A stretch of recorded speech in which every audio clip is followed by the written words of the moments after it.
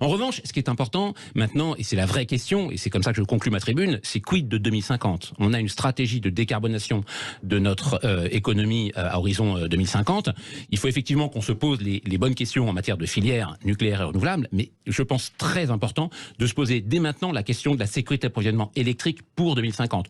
On ne peut pas compter en 2050 sur nos voisins pour passer notre pointe électrique, alors même qu'on n'a aucun engagement de leur part de nous aider, et alors même qu'on va décider de réindustrialiser la France sur la base de process quasiment électriques. On va passer toute notre mobilité sur l'électricité. Oui, 2035. On n'a plus le droit de faire de voitures thermiques avant 2035. On va également passer une grande partie de notre chauffage vers l'électricité, grâce aux pompes à chaleur, qui sont efficaces, mais qui sont quand même électriques. Et on ne peut pas imaginer basculer totalement l'ensemble de notre économie et de notre mode de vie sur l'électricité si on n'est pas capable nous-mêmes de garantir un minimum de sécurité d'approvisionnement électrique, donc d'ici 2050. Donc c'est pour ça que je dis il faut absolument restaurer notre souveraineté électrique si on veut réussir notre transition énergétique. Fabien Chaunet, est-ce qu'on peut restaurer notre souveraineté électrique, comme vous l'écrivez dans cette excellente tribune, alors qu'on a courbé les chines face aux Allemands en intégrant le marché européen de l'électricité, dont sont sortis l'Espagne et le Portugal, et on a intégré ce marché pour aligner l'électricité sur le gaz, ce qui est... On s'est tiré une balle, même pas dans le pied, mais dans la tête. Est-ce qu'on peut avoir le courage politique d'aller au clash avec Berlin ? Alors, restaurer sa souveraineté électrique, c'est garantir... Il faut aller au clash avec Berlin pour restaurer la souveraineté électrique. Je pense... Alors moi, je suis pro-européen. Je crois fermement à l'optimum européen. Un système électrique est beaucoup plus efficace au niveau européen qu'au niveau franco-français. Donc l'optimum, c'est d'être au niveau européen. Mais pour ça, il faut des engagements très stricts des différents États membres. Ce qu'on n'a pas aujourd'hui. On n'a pas d'engagement strict des différents États membres, notamment en matière énergétique, sur la filière de production, ne serait-ce que le nucléaire, ni même sur le niveau de sécurité d'approvisionnement. On n'a pas d'engagement des différents pays à garantir leur propre niveau de sécurité d'approvisionnement. Donc tant qu'on n'a pas cet accord européen, cette politique unique énergétique en matière européenne, il faut que la France garantisse sa propre sécurité d'approvisionnement.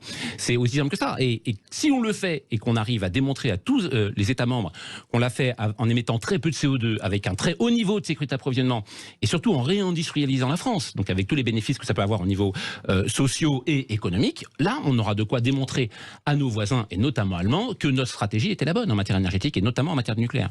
Mais est-ce que quelque part, cet avatar, on va appeler ça comme ça, c'est pas la preuve que la France n'a plus aucune politique, ni industrielle, ni énergétique, ni agricole, depuis 20-30 ans ? Je pense que l'erreur de base, elle était économique, effectivement. On a voulu faire des économies sur les réserves de production électrique en disant, on comptera bien sur les autres, comme pour les masques, vous l'avez dit, en cas de besoin. Donc on a été contraint par des finances publiques très tendues, et d'ailleurs c'est pas le seul domaine dans lequel les contraintes de finances publiques ont fait faire des erreurs. Mais je pense qu'effectivement, il faut qu'on restaure notre souveraineté énergétique et électrique, mais également qu'on restaure un minimum de rigueur budgétaire, de manière à avoir plus de marge de manœuvre et de souveraineté globale. Une toute dernière question. On ne va pas couper aux coupures de courant cet hiver ?